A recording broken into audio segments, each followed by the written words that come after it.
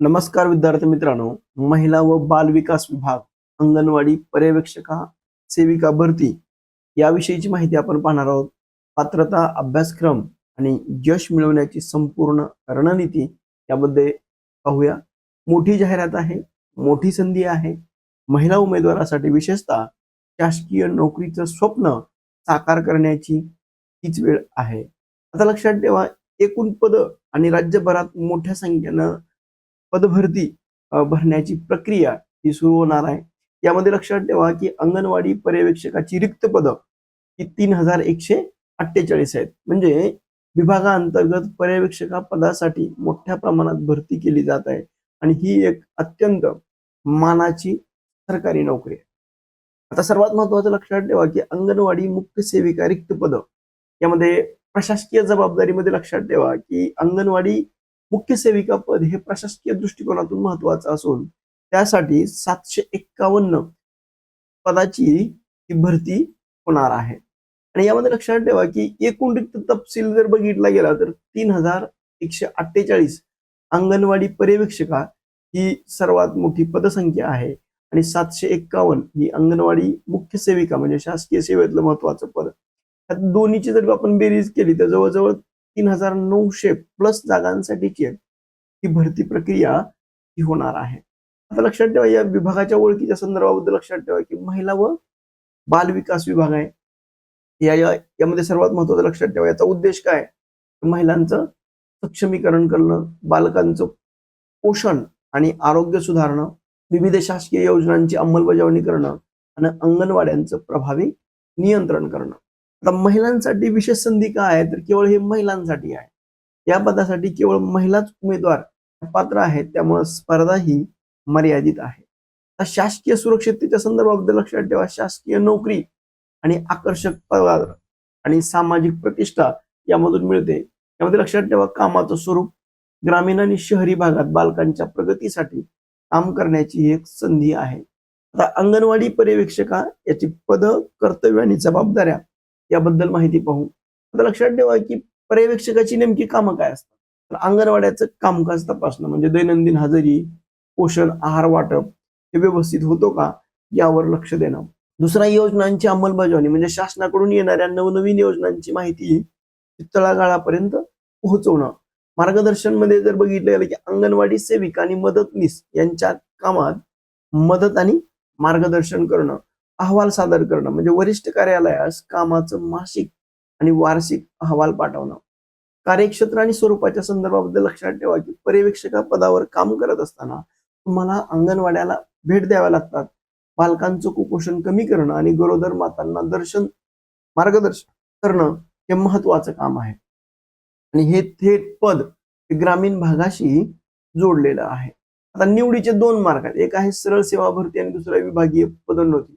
म्हणजे कोणत्याही शाखेतील पदवीधर महिला थेट परीक्षा देऊन निवडल्या जाऊ शकतात आणि अंगणवाडी सेविका मात्र 10 वर्षाचा अनुभव आहे त्यांना पदोन्नतीची संधी मिळते. हा एक महत्वाचं लक्षात ठेवा. शैक्षणिक पात्रतेच्या संदर्भाबद्दल लक्षात ठेवा की कोणत्याही मान्यता प्राप्त विद्यापीठाची किमान पदवी असणं आवश्यक आहे. दुसरं सर्वात महत्वाचं लक्षात ठेवा की संगणक ज्ञान MSc किंवा समकक्ष कोर्स पूर्ण असणं गरजेचं आहे आणि पदोन्नतीसाठी अर्ज करताना संबंधित जिल्ह्यातील अंगणवाडी सेविका असणं हे आवश्यक आहे. आता विशेष पसंती लक्षात ठेवा की खालील विषयामध्ये पदवी असल्यास उमेदवारांना प्राधान्य दिलं जाऊ शकतं. एक म्हणजे समाजशास्त्र, दुसरं आहे गृहविज्ञान, तिसरं आहे एज्युकेशन, चौथा आहे चाइल्ड डेव्हलपमेंट आणि पाचवा आहे पोषण आणि आहार. यामध्ये जर असेल तर ते विशेष पसंती दिली जाते. आता वयोमर्यादेच्या संदर्भाबद्दल जे एज लिमिट आहे लक्षात ठेवा खुला प्रवर्ग जो आहे 18 ते किती वर्ष आहे 18 ते 38 हे वय वर्ष आहे. मागासवर्गीयांमध्ये जर बघितलं की ओबीसी, EWS, SC आणि ST 18 ते 43 वर्ष. अपंग, प्रकल्पग्रस्त आणि स्वातंत्र्य सैनिकांमध्ये 18 ते 45 आणि अंशकालीन कर्मचारी 18 ते 55 वर्ष म्हणून आपला उल्लेख करते. आता पदोन्नतीसाठीचा अनुभव आणि निकषाच्या संदर्भाबद्दल लक्षात ठेवा. ज्या महिला अंगणवाडी सेविका म्हणून काम करत आहेत त्यांना किमान 10 वर्षाचा अनुभव असल्यास ते पदोन्नतीसाठी पात्र ठरतात. अनुभव नसेल तर त्या महिला सरळ सेवा माध्यमातून अर्ज करू शकतात. आता परीक्षा पद्धत आणि स्वरूपाच्या संदर्भाबद्दल लक्षात ठेवा की अभ्यासाचं नियोजन करण्यापूर्वी आपल्याला त्याचा पॅटर्न समजून घेणं गरजेचं आहे. म्हणजे परीक्षेचा संक्षिप्त आढावा जर बघितला गेला तर एकूण प्रश्न किती आहेत? 100 प्रश्न विचारले जात आहेत. एकूण गुण किती आहेत? तर 200 गुणाची परीक्षा असेल म्हणजे एका प्रश्नाला 2 गुण आहे. वेळ लक्षात ठेवा, वेळ हा फक्त 1.5 तास आहे, म्हणजे 90 मिनिटं हा वेळ आहे. 100 प्रश्न, 200 गुण आणि 90 मिनिट हे आपल्याला परीक्षेसंदर्भात आहेत. आता सब्जेक्ट कोणकोणते आहेत? सरळ सेवा म्हटलं की लक्षात ठेवा मराठी, इंग्रजी, सामान्य ज्ञान आणि गणित बुद्धिमत्ता. तर मराठी, इंग्रजी, मराठी व्याकरण जी भाषा आहे तर त्याचे 25 प्रश्न 50 गुण आणि याची पातळी जी आहे तर ती 12वीच्या लेवलची असेल. इंग्रजी व्याकरण आणि भाषेमध्ये 25 गुण आणि 50 मार्क आहेत ते पदवीच्या लेवलचे असतील इंग्रजी. सामान्य ज्ञान जीके जीएस जे आहे ते 25 प्रश्न 50 गुण हे पदवीच्या लेवलचे असतील. गणित बुद्धिमत्ता ही देखील 25 प्रश्न 50 गुण कोणत्या लेवलचे? पदवीच्या लेवलचे असतील.